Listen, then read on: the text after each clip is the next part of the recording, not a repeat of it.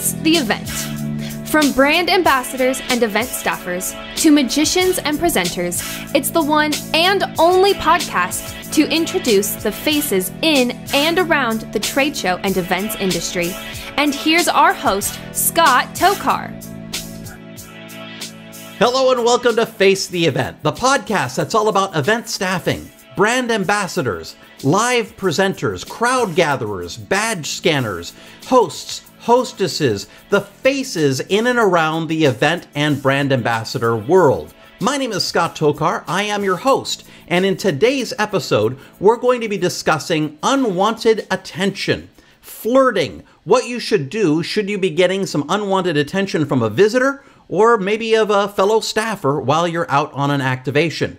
We also have a wonderful interview from a new friend of ours, Philip Victor. Philip Victor is the brainchild, the creator of the brand ambassadors of groups of Facebook. So if you've ever been on Facebook and you're part of these groups, the brand ambassadors of Orlando or brand ambassadors of Chicago, brand ambassadors of Las Vegas, there are 250 of these brand ambassadors of groups, including brand ambassadors of Facebook. Philip Victor is the creator and the lead moderator of these groups, a great resource that you should go check out right now. We're going to be doing an interview with Philip Victor, and followed by that, just like normal, we'll have a face palm, an embarrassing moment or something that really makes you put your palm on your forehead and say, I can't believe that actually happened in an event or activation. So let's get started right away with this all-important subject. What would you do if you were being flirted with or if you had some unwanted attention on an event? Unwanted attention. Again, you are always on and you are always a professional. One of the things that you have to learn is how to say no politely. So in this industry, especially for the women, I feel like, you could get yourself into a conversation where the attendee wants to just keep on talking to you and get to know you past the point of it's now professional and you need to move on with your job. Wow. It can happen. You have to remove yourself and remove yourself in a respectful way. Remain as professional as possible, but also look as busy as possible. Because a lot of times people's manners go out the door when they get to trade shows, but you should always have some sort of way to escape that situation, hopefully by saying, oh my goodness, my client just called for me, I need to go, excuse me, I'll be back. I would have to say that there's a line that you draw because you're approaching, and for a female, you're approaching all kinds of people, and you don't want to come up to a man and make him feel threatened or anything like that. So, usually keep your distance. You never want to do anything offensive because the person who is being rude to you just might be one of your client's major customers. If you happen to be talking with somebody who is it might be the next huge client or buyer or whatever for the company that you're working for, and you're like, okay, this person's clearly hitting on me or this person's being inappropriate, but I don't want the client to lose this opportunity. Like, it's sort of a Full House Family Matters moment, but also the best thing you can do is make sure you're safe, and I would say pass that person off to somebody else. Sometimes you can maybe, alert a coworker on the sly and they can rescue you. If you can't get the attention of another talent to kind of help you, a line that is important for you to be able to use is, oh, hey, my boss is, standing right over there and I don't want to get in trouble for taking up all of your time. So I really need to get back to work. But thank you so much. And if you have any questions about the product, I can, I'll send you over to so-and-so. Get yourself out of that situation, pull somebody else in, pull 3 other people in to sort of neutralize it so that you don't feel like you're having to make these difficult decisions, or again, safety is most important. So, get yourself out of an unsafe situation, whether that means you leaving or bringing more attention in, passing them off to somebody. You can tell them that you have someplace else in the booth that you have to be nice talking to you. Bye. Feel free to utilize the, my boss is right over there and I don't want to get in trouble by taking up your time. There's one time that comes to mind, and I'd say it was in LA. It was probably about maybe 10 years ago, and did the presentation. At the end of the presentation, there was this guy sitting in the front row, and he kept asking my name and if I wanted to go to see a movie or a play or something like that. And I was like, really, no, thanks. Because in the audience, who was still sitting there, was my husband. We want to thank our friends Jennifer Canali, Becky Jo Schwartz, Robin Bell, Alexis Bays, Philip Victor, and Veronica Tveldi for their insight. So if you're on Facebook and you're an event staffer or brand ambassador, chances are you're a member of one of the 250 brand ambassador of groups that are part of Facebook. These groups have titles like Brand Ambassadors of Las Vegas, Brand Ambassadors of Kansas City, Brand Ambassadors of Chicago, Washington, D.C., St. Louis, Orlando. If you are looking for activations, gigs, jobs in these cities, you should really belong to the Brand Ambassadors of groups. Just go search them on Facebook. Now, these groups are the brainchild, the invention of Philip Victor, who's our guest today. We're going to be talking to him about finding jobs and opportunities. We're going to talk to him about defining what is a brand ambassador.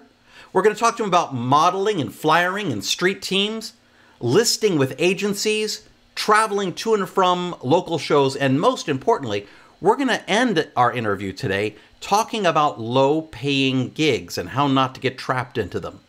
Now, Philip Victor has been an MC and a brand ambassador for over a decade now. He's done stuff for Legoland, for Eli Lilly, for at CES. He's really a true professional in the ranks of brand ambassadors and event staffers and presenters. So without any further ado, let's get right into our interview with Philip Victor. Philip, how are you doing today? I'm doing well, thanks. Doing well. Welcome to sunny day, and weather's nice, and I feel good. So well, welcome to Face the Event. Thank you. You know, I always like to ask the very first question of everybody. Now, you do both events and trade shows, don't you? Yes. So, I come from the trade show world, and so I always like to ask people, do you remember your very first trade show? My first trade show, I believe, was around 2000 or 2001, and it was a surf show in Orlando, where I technically call my hometown, and I was just a model type person at the trade show. I don't remember the client. You don't remember the client? No. So, I think it was a Craigslist. Craigslist, is that where you got it? I believe so. Now a lot of people know you because you kind of run and kind of moderate the brand ambassadors of groups, which are prolific on Facebook. Tell me, what is the brand ambassadors of, and what does it encompass? Brand ambassadors of Facebook groups are a community of groups that have been created for markets that I and others feel need representation around the country, around Canada. There's a few in the UK and Australia, and a couple in Europe that are more placeholders than anything, to be quite honest. But it's a community of groups where people can come together to find staff and to look for experiential type jobs.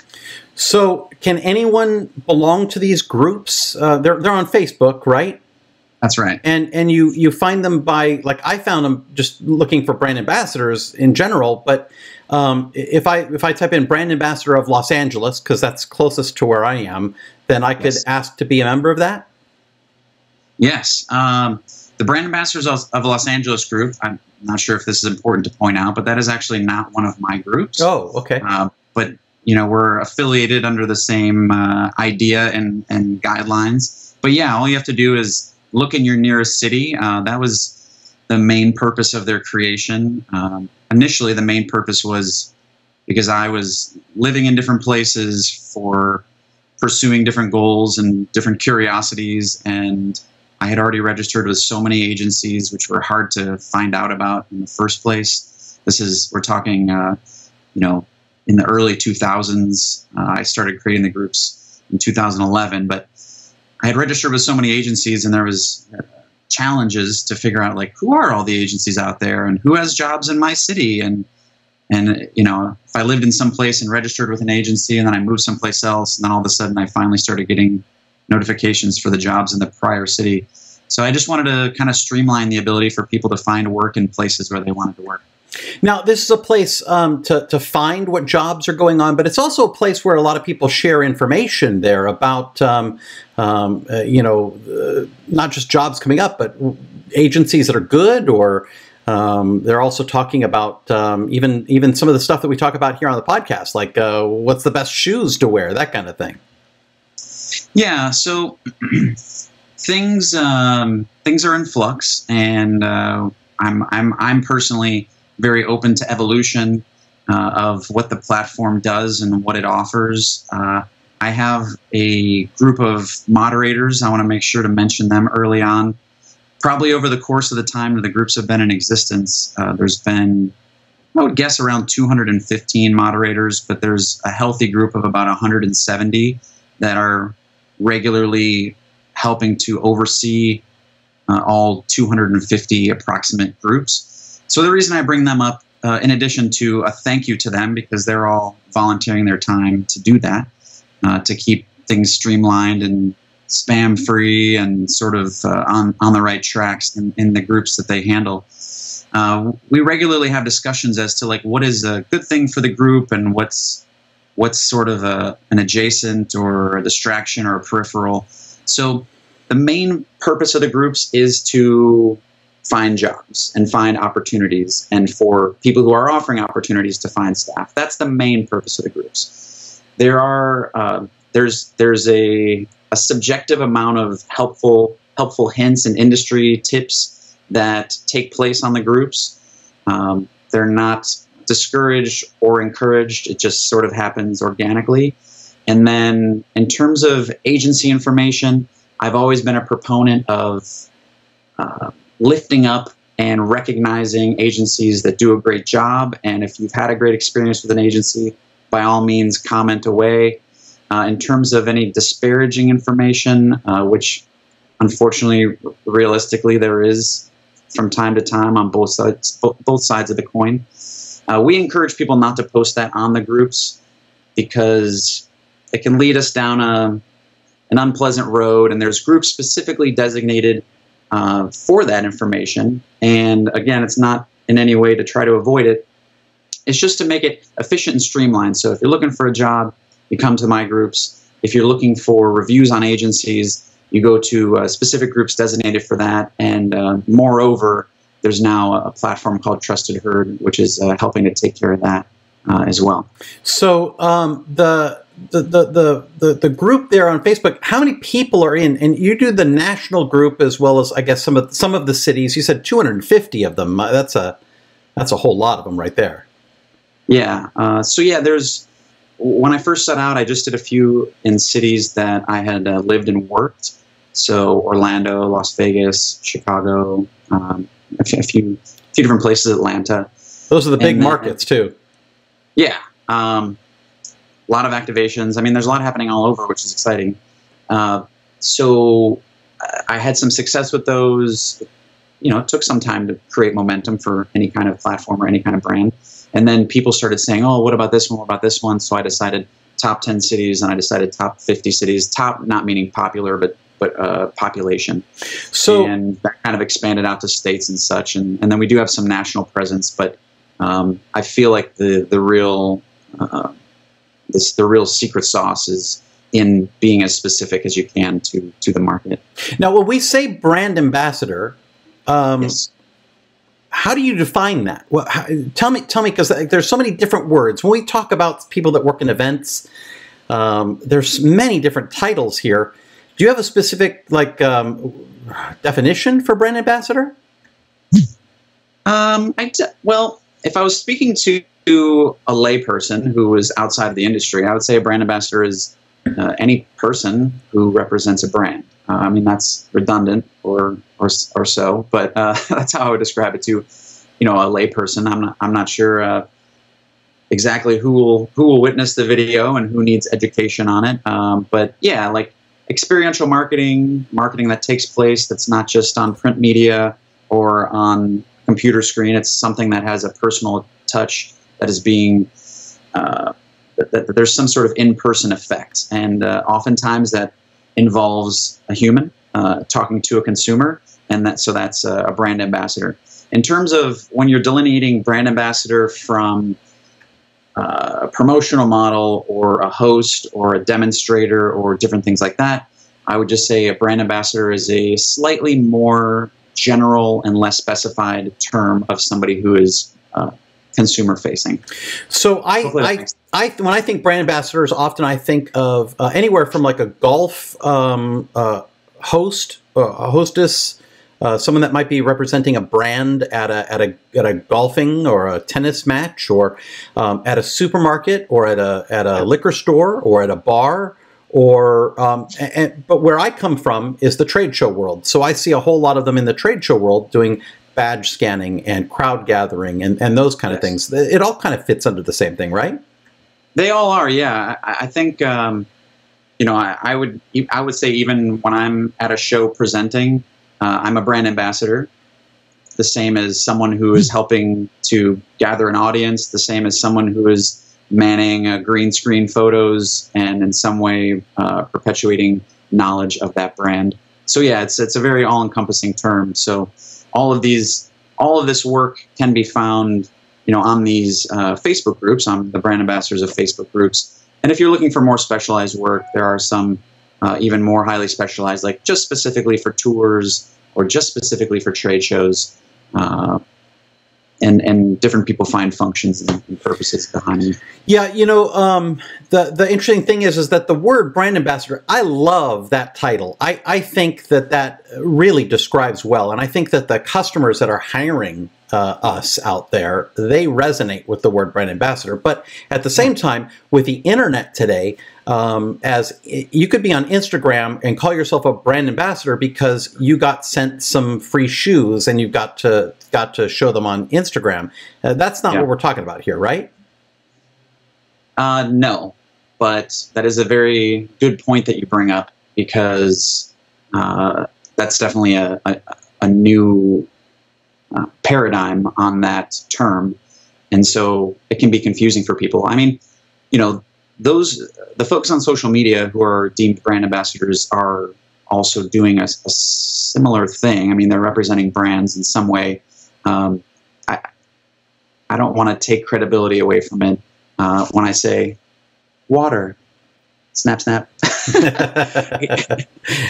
2 parts hydrogen, 1 part's oxygen. Yeah, it's a great product. Highly recommend it. Yeah. So in person, there's brand ambassadors that don't do much more than that either. In some cases, but that is it is a confusing term. As I've talked to, I was speaking with a lawyer a couple of months ago about something. She's like, "Oh, you have brand ambassador groups," and I was like, "Yeah." And she goes, "Oh, so those are the social media people?" And I said, "Well, I mean, yes, but different. But I don't want to confuse you, so maybe we should just come up with a different." Yeah, I just saw an executive recently that stepped down from their job, and they decided they still wanted to be involved with the brand, and they called themselves a brand ambassador. So going from a C-level CEO position into what they're calling a brand ambassador, so it's like the term's just really confusing. But for those of us that know, the live activations is predominantly what we're talking about. Yeah. Yes. So what kind of live activations have you done? I've done a few. Well, I can give you some of the companies that I know, like Eli Lilly and Coca-Cola and Intel and Panasonic and those are companies that you've worked for. In what capacity? Yeah. What have you done for those kind of companies? So I feel like I've scratched most of the surfaces of the brand ambassador and experiential marketing or promotional world. I've been someone who modeled, and then probably my next progression was flyering, putting flyers on doors or handing out flyers in a busy downtown area, maybe with a little tagline or a slight message. One of the most fun promotions, or maybe most memorable, when I lived in Chicago, I handed out hand warmers for the Fort Lauderdale Tourism Bureau when it was snowing outside. And people Wow. were like, what is this? And I'm like, well, you want a hand warmer, right? Because your hand's about to fall off. But also, we're just reminding you that Fort Lauderdale is warm all year round. Well, you don't and need they're hand having a warmers. they're having a great new exhibit on Egypt. So you should go book a trip. In terms of some of those that you mentioned, Panasonic, I was a product demonstrator for several years at CES, and Eli Lilly, I represented them at the American Medical Association trade show. I've run green screens, I've run obstacle courses, I've emceed parties. I've also at Comic-Con a couple years ago, I worked for FX doing this like pretty creepy voiceover in this strange room for a horror show that they had, which didn't really leave me feeling great at the end of it all. It was fun for the participants. Well, now you're lucky you live in San Diego. That's home of Comic-Con, the real Comic-Con. That's right. Yeah. That's right. Home of Comic-Con. Do you find that you're getting most of your work through agencies, or are you getting it like independent, like contractor-wise? Do people call you? How does that work? When I was in the thick of it, in terms of really hustling to get like a 1-day gig and a 3-day gig and so forth, which I feel like I would say the majority of the community of brand ambassadors, like that's how they're operating. I know that there's some people that are specialized and there's some people that are on tour, so their work is kind of taken care of for months at a time. And then there's some people who are just like, I have a regular job and I like to pick up a shift on the weekend. But for people who are like actually trying to make a living doing experiential marketing work, they're trying to, piece together work, which is a not too unfamiliar thing with our sort of on-demand work environment in this era. Kind of the gig economy thing. Yes, exactly. When I was in the thick of it, I was doing it mostly through agencies. So I was signing up with as many as I could and answering emails as often as I could, and really expelling a lot of effort to get those jobs, which again was some of the inefficiency that brought me to creating the platform. So when you can get in with an agency where they know you're reliable and they have a lot of work in your area, then that's sort of the holy grail, assuming it's what you like to do. Now, so you don't sign with a single agency. You open yourself up to many agencies, right? That is correct. Yeah. Unlike Hollywood style, this is sort of a free-for-all. Like most people that have been in it for a while are signed up with dozens of agencies, unless they got really lucky to get a ton of work from the first one that they signed up with. Now, are there any special rules working through agencies? I mean, you can't hand out your own business card when you're working for an agency. You should hand out their business card, right?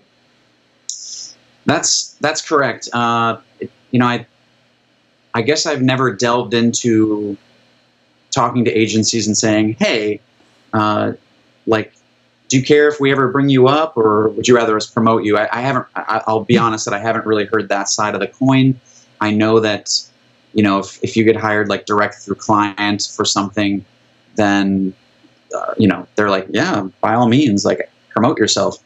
But oftentimes with agencies, there is an independent contractor agreement of varying lengths and validity. And those agreements involve language that pertains to competing or soliciting or different things. Yeah, no, again, and I'm a magician. I'm a trade show magician, and so, by the way, what's that? A fantastic one, by the way. Oh, thank you. Yeah, well, it's fun watching you on the show floor too. I think we were both working CES last year. We didn't get to work. Well, I got to work the CES with American Express this year. We had multiple magicians and that kind of thing. But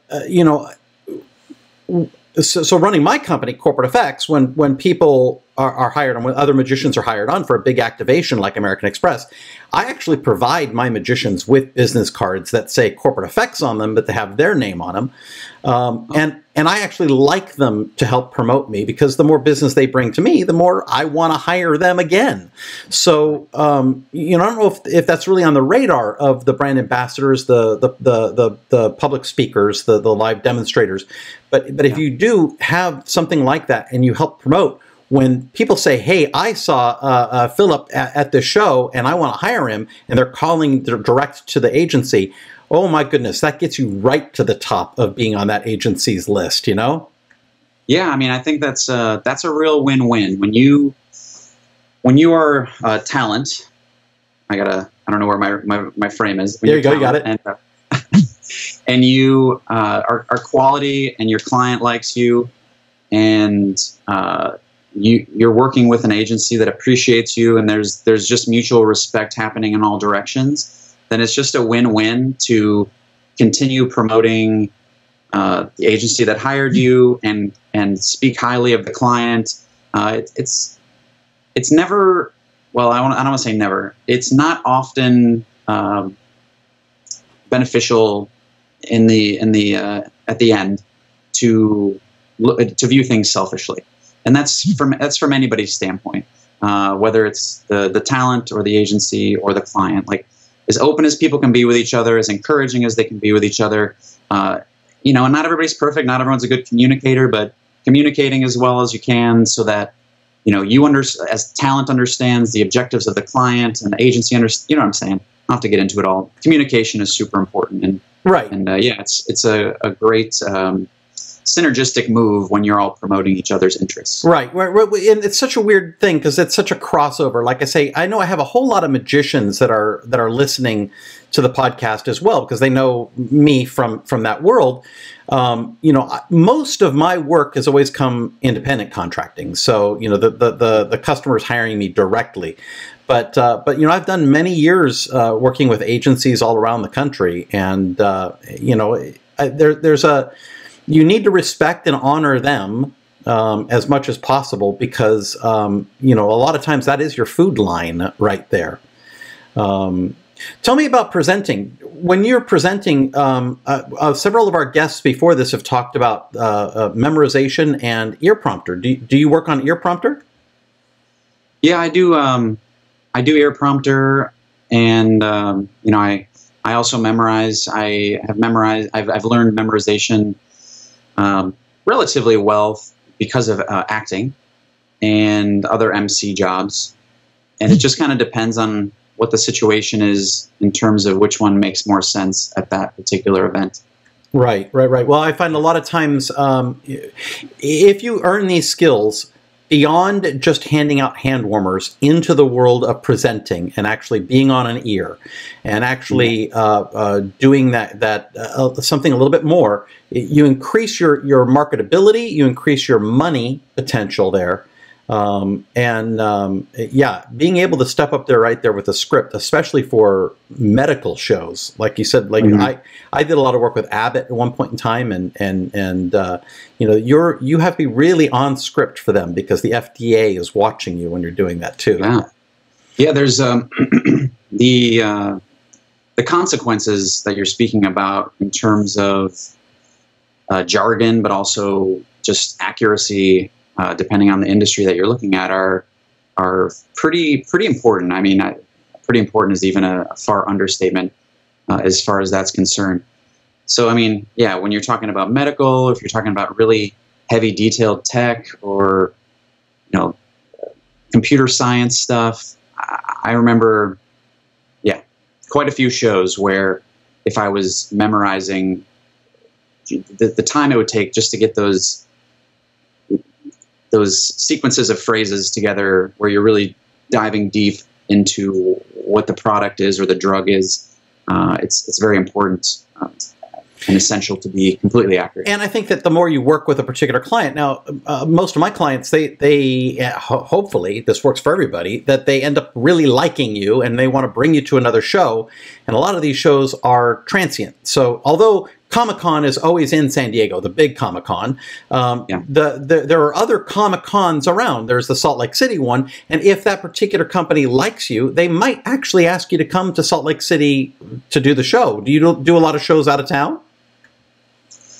I do a lot of shows out of town. Well, my year-to-year changes based on the other work that I'm doing, but I would say that my tendency would be more to hitting the same shows where, be it that they're out of town, as opposed to working with a client who's doing, I guess, a lot of changing locations. I would be up for that. I definitely hear a lot of fun stories about people going, over to Europe and different places. I don't know how many of those are the shows in a different place than it was the prior year, but if you don't mind traveling, it's an awesome opportunity to see new places and get to know new cultures. Well, I can tell you right from my experience, and a lot of people, the guests that we've had on the podcast so far, because they're at that level of doing the live presenting, they end up getting the opportunities to travel overseas. But when you are in Amsterdam, you don't hire your brand ambassadors through an agency. You hire your brand ambassadors through the RAI, the convention center. And those people wear a convention center uniform. Usually the girls wear a scarf and the guys wear a tie and a blue blazer, and they're your hired hands there. It's done very differently in Europe. I guarantee you we're going to do a show specifically on European and maybe Dubai exhibiting in the future. Yeah, I would love to see that. I haven't done anything in that area of the world. It's really a blast to be able to travel. But there's the advantage of staying at home is that you get to drive home and eat at home and see your family, and so there's advantages to both sides of this coin. Don't look at traveling as being the end all and be all out there. I mean, I wish I've lived in San Diego for a few years now, and I know the convention center is busy, but I don't see a lot of work for speakers at the San Diego Convention Center other than a couple a year. I wish people always say that, and sometimes they don't mean it, but I wish there were more opportunities where they were like, hey, Philip, we got another thing at the convention center. I'm like, oh man, 20 minutes away, doggone it. All right, I guess I'll go. Yeah, exactly. As opposed to, hey, go up to San Francisco and get a really nominal room for a lot of money and deal with. Anyways, it's nice to travel sometimes. Nice to stay home. That's a great segue. Do you mind if I ask you?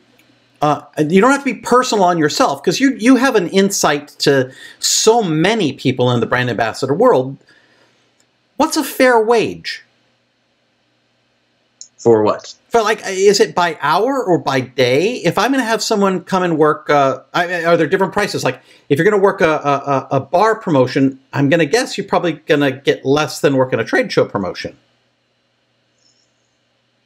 Yeah, I wish I had a great answer for you on this. Well, in terms of trade show versus a promotion, I'll say a non-trade show promotion, which could be street team, could be a festival, could be a grocery store, could be a liquor promotion, which is also kind of a little specialized. But anyways, really the norm is evolving. Some people believe it's evolving for the better. Some people think it's devolving.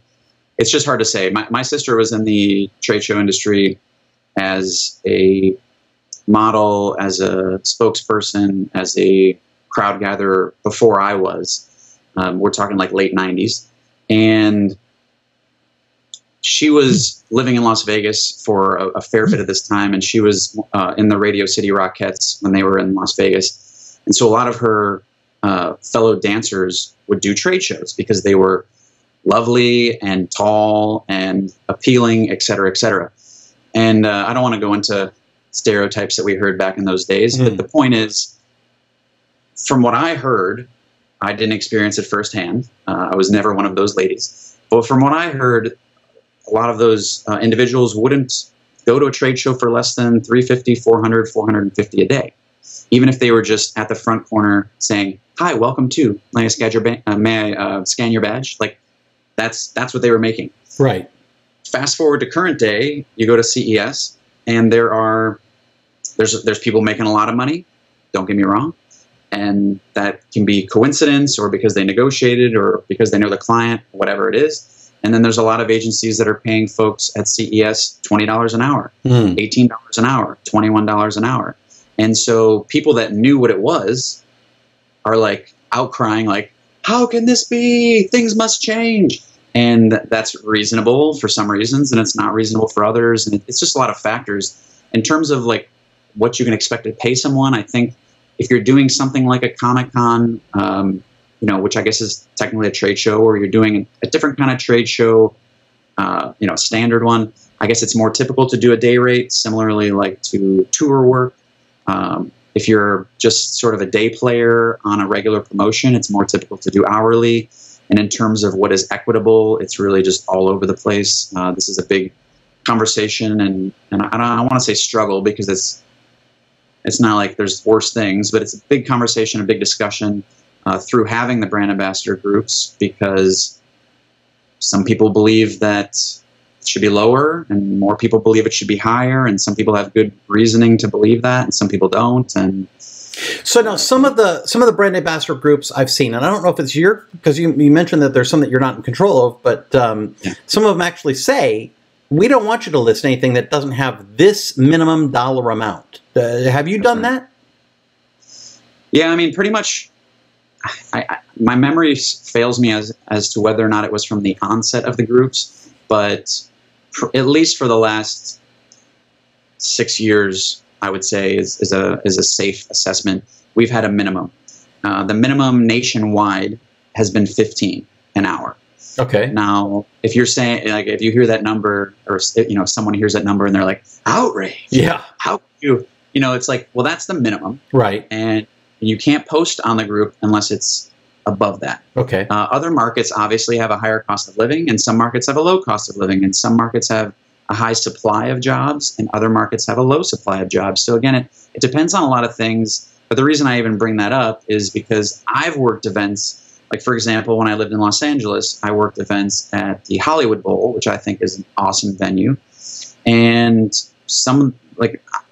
even with over a decade of experience, including as a tour manager and, a presenter and like a lengthy resume, I still took jobs that were like, we're going to pay you $16. It's $16 an hour. It's a 3-hour event. So it's kind of like, was it worth it to get out of bed for this, or to drive, or to find parking, or to deal with anything involving Los Angeles traffic? Not really. But with the job, you also got a ticket to see the concert that night. So it's like, okay, well, that's something that would appeal to people. Other jobs, I've seen jobs that paid $14 an hour in markets that are not New York or San Francisco or Miami, and they're 10-hour events. Like, it's $140. So should I be telling people who maybe are new to the world of experiential, who are building their resume, who might be really hard up on cash, should I be telling them that they should not be able to even see an event that makes them $140 in one day? It's a tough balance. My take on it is to present people with as much transparency and as much opportunity as possible, and let them decide if their worth matches up with whatever that job is. And I also see the points of people saying, well, if you allow lower paying jobs, you're sort of propagating further agencies to lower wages and sort of compete by doing that. And, I think that's where it's important, once you've been in the business for a while, to see, like, what are the agencies that undercut, and who does seem like they don't treat people well, or they don't recognize people, or et cetera, et cetera. And that's kind of the direction that I think is important to take things, because, I don't know how all agencies work and what's in their margins. I know some agencies take a small margin and some agencies take a 60 or 70% margin. Is that fair? I don't know. I don't know how many staff they have or what their insurance is. So there's just a lot involved. Well, I think that that as the talent, as the brand ambassador, as the person that's accepting the job, you are your final stopgap. You get to choose. All right, I'm willing to go out to that because I want to see, this concert. So it's worth it to me, to do that. A lot of the people that work at the baseball games selling peanuts make peanuts, but they get to go to the World Series if the team goes to the World Series. So they really love baseball, and they're in it for more than just the money. I totally get that. But remember, you don't have to accept a job. If someone's only offering you $14, you don't have to take it. Yeah, this is a very important message that you're saying right now. That I interrupted. Sorry. No, go ahead, please. You're the guest. Please tell us more. It's a very important message. I would say it's parallel to what people talk about with the power of dollars. If you don't believe in what a company does, don't buy their stuff. Don't shop. Don't be a patron at their store. And, to some respectable extent, and I won't get into it, tell your friends what you believe and why you believe it.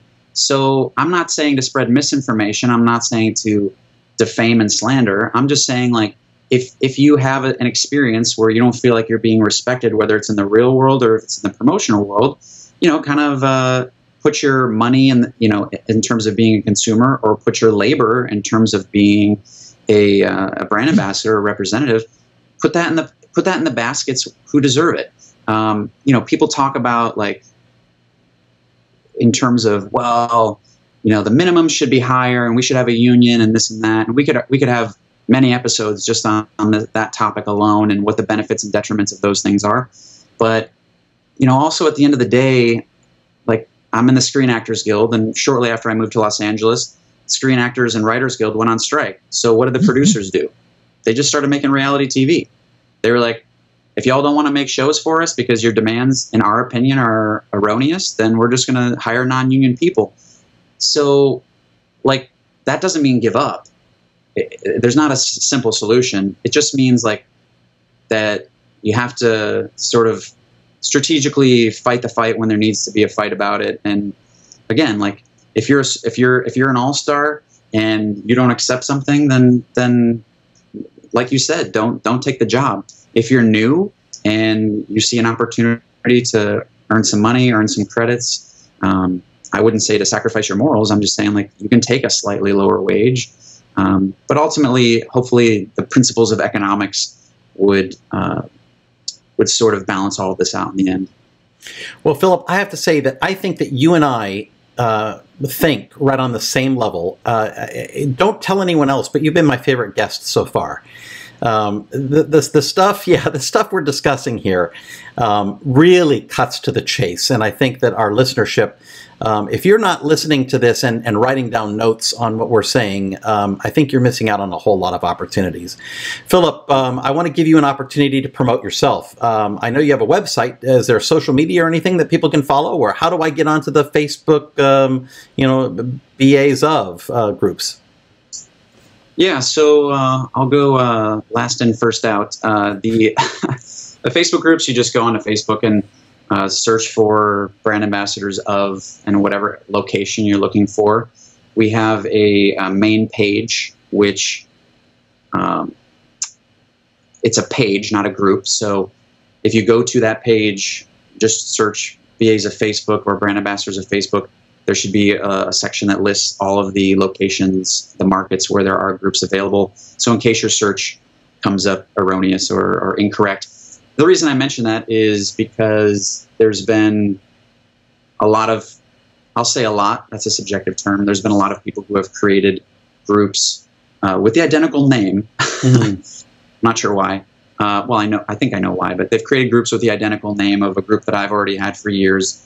And so if you go online and you look and something, you don't see any representation of me there, or something seems suspect, like all 4,000 members are of Pakistani descent or something like that, then there might be something awry with that group. But generally, they're linked to each other, and you can find them that way. And you can always message me. I'm Philip Victor on Facebook, Philip Victor O on Instagram. I've got personal websites with acting stuff and improv stuff, and I teach line dancing, and I teach corporate team building. So all that's on my sites, philipopromos.com, also philipongert.com. And I want to mention also that I don't want to talk too much about it because the other individual may be a guest of yours at some point. But I do have a partnership with someone named Brian Fox, who runs Trusted Herd. And check out Trusted Herd on Facebook. There's a group for Trusted Herd where we're doing a lot of digging into tips to help brand ambassadors and ways to kind of work your way through the industry. There's going to be educational components.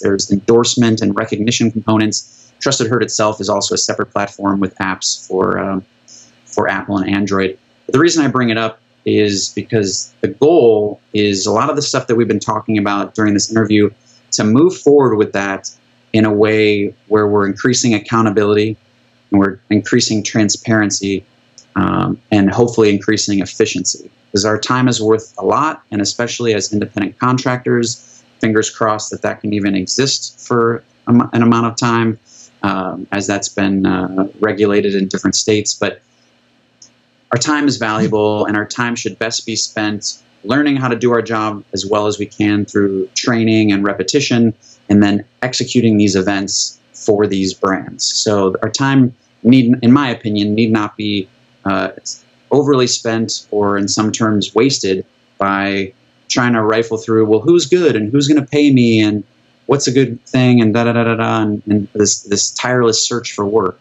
It'd be nice if we could streamline the process. That's what I've tried to do with the groups. That's what Trusted Herd is aimed at doing. So I encourage you to check that out as well.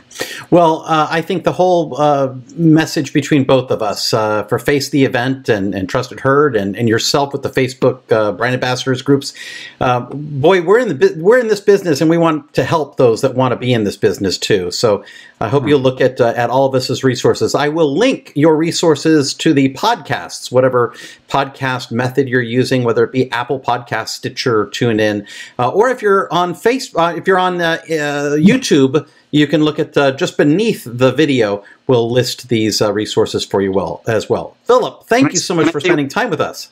Can I say one other thing? Oh, absolutely. Go for it. Okay.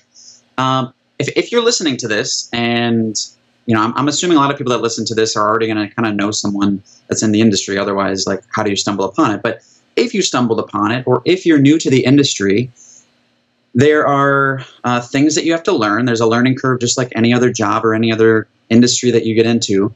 But I do want to be encouraging to you about a couple things. One, you're going to get a chance to wear a lot of different hats. I mean, if you hone down and specialize on one thing and only ever work for one client, then maybe what I just said is incorrect. But if you take, I would say, the more average path of people that get into the industry, they're working for different companies, working for different clients, working in different locations, atmospheres, et cetera, et cetera. It's really a great opportunity to wear a lot of hats, learn a lot of things about a lot of different entities, goods, and services in the world. One of the reasons that I love it so much is, and one of the reasons I really got into it heavily, is because I love people, and it's such a great opportunity to engage with people. And yes, you're supposed to be delivering a brand message, but if you work in the industry for a few years, you're going to engage with people where you may not talk a ton about the brand message, just because you fall into this really lovely, organic, inquisitive conversation with another human being that you just meet randomly at a farmer's market or something like that. And those are special for yourself and for that human being, because that doesn't happen enough in the world, in my opinion. And sort of by proxy, even in that situation, you're also promoting good for the brand that you're working for.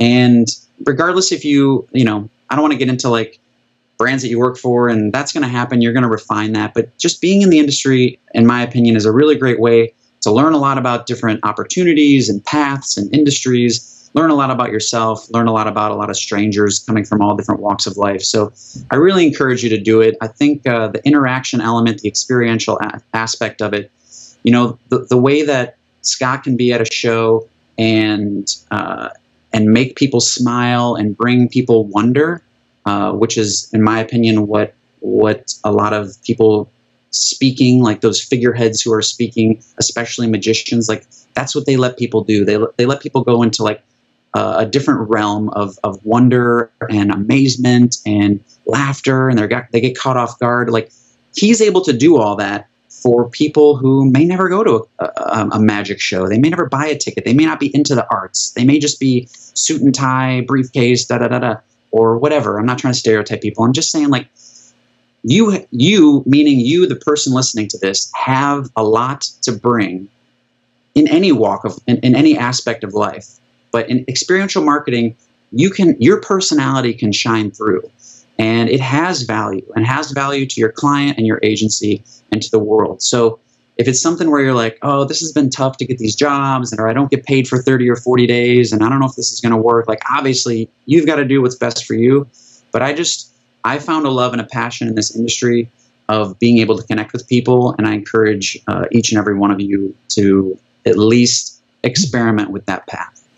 That's all. Philip, will you come back again sometime? I'd love to continue this conversation. It's been so rich. Sure. All right. Well, why don't we say it now? Let's say thank you so much to Philip Victor for being here, and please go look him up on Facebook. Thanks a lot, Scott. We want to thank Philip Victor for spending some time with us today on Face the Event. If you want to be part of the Brand Ambassadors of groups on Facebook, simply search Facebook with your local city name, Brand Ambassadors of, and then your city name.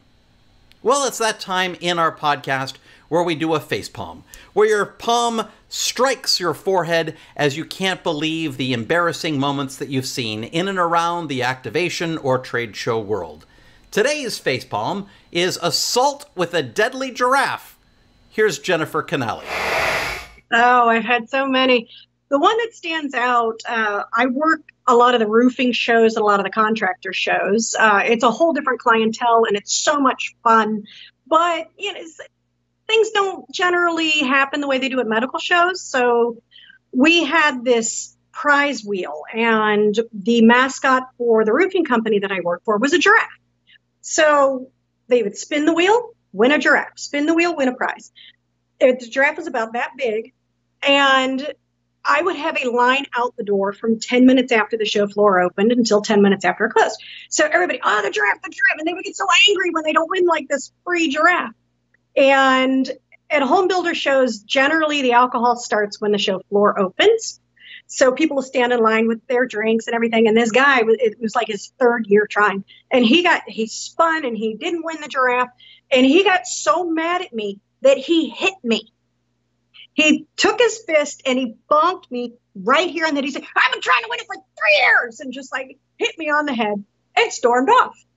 And I'm standing there going, I just literally got assaulted by a drunk man in front of thousands of people. And everybody's like, can I spin next? Can I spin next? And I'm like, I just got hit.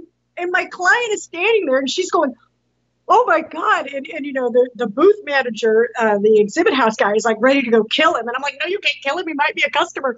But and I was just so amazed that the only thing that people cared about was when are you going to spin the wheel next? I'm like, oh my God, I just got hit. But yeah, and we still tell that story. And thankfully there's no more giraffes. Well, that about wraps up this week's Face the Event podcast. If you are enjoying this podcast and want more, let me know. Here's how you can do it. Rate and review our podcast on Apple or on Stitcher or on TuneIn. 5 stars and leave a comment. That will really help us out. And if you know of someone that we should interview on the podcast, maybe you've got a face palm you'd like to share, or if you just have questions, you can email me, Scott Tokar, at stokar@corporateeffects.com. That's CORPORATE, F as in Frank, X as in X-ray.com. stokar@corporateeffects.com. Well, I hope you'll be listening next week. Thanks a lot.